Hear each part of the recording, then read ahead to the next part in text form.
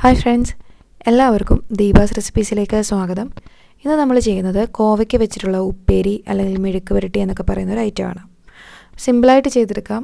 ആദ്യം തന്നെ ഒരു പാനിലേക്ക് എണ്ണ ഒഴിച്ചു കൊടുത്ത് കുറച്ച് ചെറിയ ഉള്ളി, ഇത് ചെറിയ ഉള്ളിയാണ്, എനിക്ക് അല്പം വലിയ സൈസിലുള്ള ചെറിയ ഉള്ളിയാണ് കിട്ടിയിരിക്കുന്നത്. അപ്പോൾ അത് ചെറുതായിട്ട് അരിഞ്ഞു കൊടുത്ത് ഒന്ന് ചൂടാക്കിയെടുക്കാം. ഒരുപാട് വഴട്ടിയൊന്നും എടുക്കണ്ട, ചെറുതായിട്ട് ഒന്ന് ചൂട് തട്ടി വന്നാൽ മതി. ഇനി ഇതിലേക്ക് പൊടികളായിട്ട് 1/4 ടീസ്പൂൺ മഞ്ഞൾപ്പൊടി, 1 ടീസ്പൂൺ മുളക് പൊടി, 1 ടീസ്പൂൺ വറ്റൽമുളക്. നിങ്ങൾക്ക് എരി കൂടുതൽ വേണമെന്നുണ്ടെങ്കിൽ വറ്റൽമുളകിൻ്റെ അളവ് കൂട്ടി കൊടുക്കാവുന്നതാണ്. ഇതൊന്ന് നന്നായിട്ട് ഇളക്കി ചൂടാകണം. ഈ പൊടികളെല്ലാം നല്ലതുപോലെ ഒന്ന് ചൂടായി വന്നാൽ മാത്രം മതി.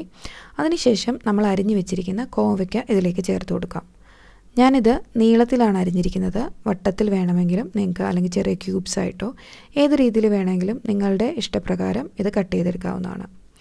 ഇനി ഇത് നമ്മൾ നേരത്തെ തയ്യാറാക്കിയ ആ മസാലയോട് നല്ലതുപോലെ ഒന്ന് മിക്സ് ചെയ്തതിന് ശേഷം അടച്ചു വെച്ച് ഒരു 3 മുതൽ 5 മിനിറ്റ് വരെ ഒന്ന് ആവി കയറ്റിയെടുക്കാം. ആ സമയത്ത് പ്രത്യേകിച്ച് വെള്ളമൊന്നും ഒഴിച്ചു കൊടുക്കേണ്ട ആവശ്യമില്ല. ഇതിന് ആവി കയറാനുള്ള ആവശ്യത്തിനുള്ള വെള്ളം കോവയ്ക്കയിൽ നിന്ന് തന്നെ വരും.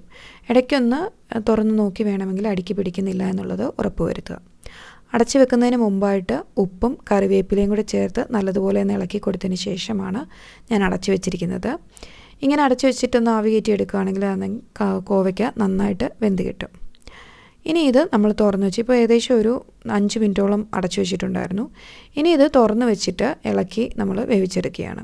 അങ്ങനെ ഒരു 10-15 മിനിറ്റ് നേരം ചെറിയ ഫ്ലെയിമിൽ വെച്ചിട്ട് നമ്മൾ സാധാരണ മെഴുക്ക് പുരട്ടിയൊക്കെ ഒന്ന് ഇളക്കി ഇടയ്ക്കിടയ്ക്ക് ഇളക്കി കൊടുക്കുന്നത് പോലെ ഇളക്കി കൊടുത്ത് തയ്യാറാക്കുകയാണെന്നുണ്ടെങ്കിൽ നമ്മളുടെ കോവയ്ക്ക മെഴുക്ക് പുരട്ടി റെഡി ആയിട്ടുണ്ട്.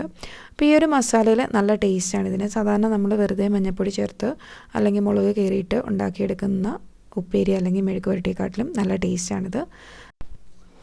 തീർച്ചയായിട്ടും ട്രൈ ചെയ്ത് നോക്കുക. വീഡിയോ ഇഷ്ടപ്പെട്ടിട്ടുണ്ടെങ്കിൽ ലൈക്ക് ചെയ്യാനും ഷെയർ ചെയ്യാനും മറക്കാതിരിക്കുക. അതോടൊപ്പം തന്നെ നിങ്ങൾ ഈ ചാനൽ ഇതുവരെ സബ്സ്ക്രൈബ് ചെയ്തിട്ടില്ല എന്നുണ്ടെങ്കിൽ താഴെ കാണുന്ന സബ്സ്ക്രൈബ് ബട്ടൺ ക്ലിക്ക് ചെയ്ത് ചാനൽ സബ്സ്ക്രൈബ് ചെയ്യുക.